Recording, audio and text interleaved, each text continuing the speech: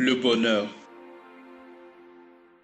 On pense qu'il y a des gens, des choses, des circonstances qui nous le donnera ou nous le fera sentir.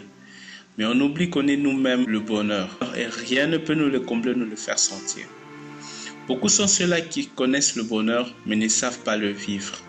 Ils se disent, le jour où ils trouveront de l'argent, un travail, un matériel, vivront leurs rêves, mangeront un sandwich, s'habilleront de grande classe, là ils vivront le bonheur.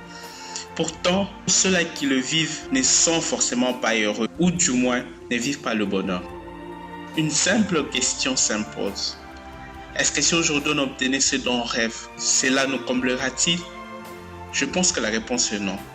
Comprenez que l'humain est créé tellement parfait et plein de ressources qu'il ignore que tout réside en lui et non en dehors de lui.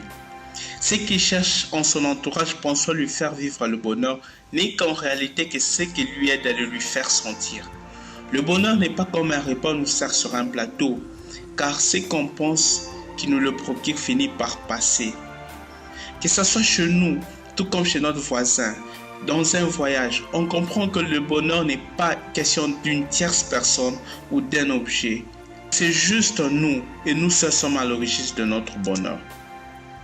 Réussir sa vie, c'est construire un édifice à 3 dimensions, matériel, relationnel et émotionnel. Autrement dit, atteindre ses objectifs tout en préservant de bonnes relations, bonne image, sans pour autant sacrifier son bien-être.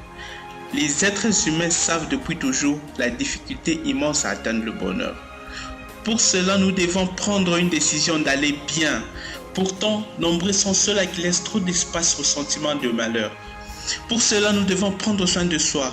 Il faut se faire des choses agréables lorsqu'on ne va pas bien. Si cela ne semble pas nous motiver, chercher quelque chose qui nous remonte la morale, la musique, suivre un film, chanter, lire, se balader. Et qu'il ne faut pas se tromper d'objectif. Lorsque l'on va mal, le but des activités agréables n'est pas de nous rendre heureux, mais d'empêcher les mal-être de s'aggraver ou de s'installer.